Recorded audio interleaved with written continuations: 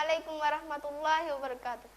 میرا نام اسما بنت عبد الواحد، میں جامعۃ النسوان السلفیہ میں صف الخامس پڑھ رہی ہوں۔ آج میں آپ لوگوں کے سامنے جس عنوان کے تحت لب کشائی کرنے جا رہی ہوں، میرا عنوان ہے تقوی کی اہمیت و فضیلت۔ تقوی کی لغوی تعریف ڈرنے کے ہیں اور اصطلاحی تعریف تمام صغیرہ اور کبیرہ گناہوں سے بچنے کا نام تقوی کہلاتا ہے۔ حدیث میں آتا ہے، حضرت ابو ہریرہ رضی اللہ عنہ سے کسی نے سوال کیا کہ تقوی کیا ہے؟ تو آپ نے فرمایا، حل وجدت طریقا ذا شوق، کیا تم نے کانٹے دار راستہ پار نہیں کیا؟ تو اس نے جواب دیا، ہاں میں کانٹے دار راستہ پار کیا۔ تو آپ نے فرمایا، فکیف صفتا، تو نے اس وقت کیا کیا؟ تو اس شخص نے جواب دیا، جب میں کانٹے دار راستہ دیکھا تو اس سے بچ کر نکل گیا یا اس راستے کو پار کرنے سے رک گیا۔ تو حضرت ابو ہریرہ رضی اللہ عنہ نے جواب دیا، ذاک التقوی، یہی تو تقوی ہے۔ معزز سامعین، اس حدیث سے معلوم ہوتا ہے کہ تمام گناہوں سے بچنے کا نام تقوی کہلاتا ہے۔ یہ تقوی جب انسان کے دل میں پیدا ہو جاتا ہے تو اس کے امور و معاملات خود بخود درست ہو جاتے ہیں اور انسان کامیابی کی طرف بڑھ جاتا ہے۔ اللہ تعالیٰ اسی تقوی کی اہمیت و فضیلت کو بتاتے ہوئے اس کو اپنانے کی ترغیب دی اور تقوی کی تاکید کی ہے۔ اللہ تعالیٰ ارشاد فرماتا ہے، اعوذ باللہ من الشیطان الرجیم، بسم اللہ الرحمن الرحیم، یا ایھا الذین آمنوا اتقوا اللہ وقولوا قولا سدیدا۔ اے لوگو جو ایمان لائے ہو، اللہ رب العالمین سے ڈرو اور سیدھی سیدھی بات کرو۔ اسی طرح دوسری جگہ ارشاد فرمایا، ومن یتق اللہ یجعل لہ مخرجا وَيَرْزُقُهُ مِنْ حَيْثُ لَا يَحْتَسِبُ۔ جو اللہ رب العالمین سے ڈرتا ہے تو اللہ تعالیٰ ایسی جگہ سے اس کو رزق عطا کرتا ہے جہاں سے وہ وہم گمان بھی نہ کرتا ہوگا۔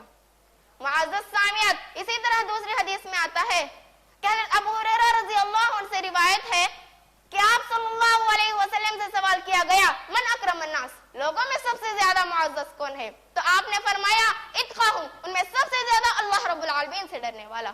معزز سامعین، آج ہم تقوی کو چھوڑ کر شیطان کے چور دروازوں سے اپنے نفس کو خوش کر رہے ہیں، حالانکہ اللہ تعالیٰ مومنین سے ایمان لانے کے بعد تقوی کا تقاضا کرتا ہے اور نفسانی خواہشات سے رک جانے کا مطالبہ کرتا ہے۔ حدیث میں آتا ہے کہ رسول اللہ صلی اللہ علیہ وسلم نے فرمایا، اللہ تعالیٰ فرماتا ہے، اپنی ذات کی قسم، میں اپنے بندوں پر دو خوف اور دو امن کو جمع نہیں کروں گا۔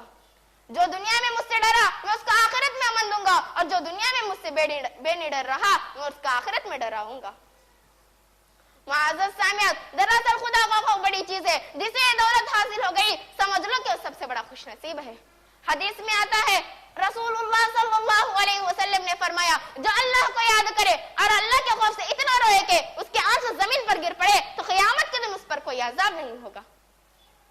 اسی طرح دوسری حدیث میں آتا ہے، عبداللہ بن عباس رضی اللہ عنہ فرماتے ہیں، جب نبی کریم صلی اللہ علیہ وسلم پر یہ آیت نازل ہوئی، یا ایھا الذین آمنوا قوا انفسکم واہلیکم نارا، اے لوگو جو ایمان لائے ہو، اللہ رب العالمین سے ڈرو اور سیدھی سیدھی بات کرو۔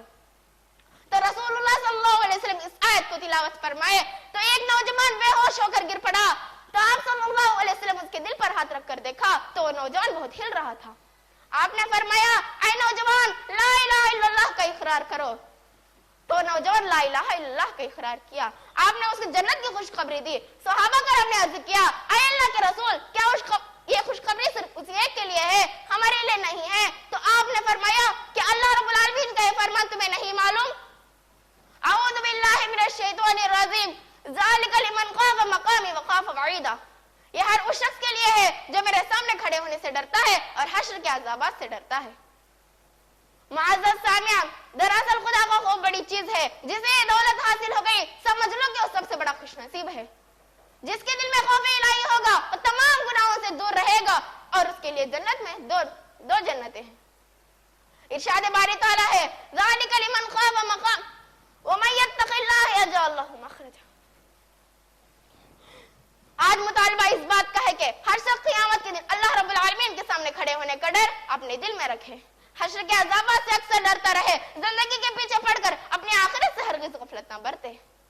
مسلمانوں، کب تک غفلت کی چادر اوڑھے رہو گے؟ کیا شریعت اسلامیہ کی تعلیمات یوں ہی ضائع ہو جائے گی؟ افسوس ہے اس کے ایسے لوگوں پر جن کے دل میں نہ اللہ کا ڈر ہے اور نہ قیامت کے دن اللہ رب العالمین کے سامنے کھڑے ہونے کا خوف ہے۔ حدیث میں آتا ہے کہ نبی کریم صلی اللہ علیہ وسلم ایک مرتبہ اپنے کمرے میں تھے، کسی ضرورت کے تحت آپ صلی اللہ علیہ وسلم نے اپنی خادمہ کو آواز دی، لیکن وہ نہیں آئی۔ آپ صلی اللہ علیہ وسلم کئی مرتبہ اس کو پکارا لیکن وہ حاضر نہ ہوئی۔ آپ صلی اللہ حضرت ام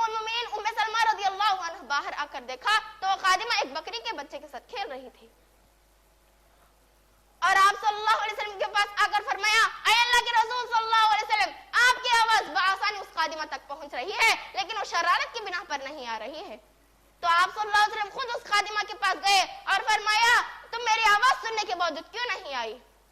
اس خادمہ نے کچھ جواب نہ دیا تو آپ صلی اللہ علیہ وسلم نے فرمایا اگر میں چاہتا تو تیری اس گستاخی پر اس مسواک سے مار کر تجھے سزا دیتا، لیکن مجھے یہ ڈر ہے کہ قیامت کے دن اللہ رب العالمین اس کا بھی مواخذہ نہ کرے۔ معزز سامعین، یہ ہے تقویٰ۔ جب ہم اپنے معاشرے کا جائزہ لیتے ہیں تو ہمیں معلوم ہوتا ہے کہ ہمارے اندر تقوی کا زیور مفقود ہے۔ یہی وجہ ہے کہ ہمارے دل میں نہ اللہ کا ڈر ہے اور نہ آخرت کی فکر ہے اور نہ اللہ اور رسول صلی اللہ علیہ وسلم کی ہمارے دل میں محبت ہے۔ اس لیے ضرورت اس بات کی ہے کہ آج ہم اپنے اندر تقوی واللہیت پیدا کریں اور تقوی کے زیور سے مزین ہو جائے۔ آخر میں اللہ تعالیٰ سے دعا کرتی ہوں کہ اللہ تعالیٰ ہم تمام کو کہنے سننے سے زیادہ عمل کرنے کی توفیق عطا فرمائے۔ آمین ثم آمین، وآخر دعوانا الحمدللہ رب العالمین۔ السلام علیکم ورحمۃ اللہ وبرکاتہ۔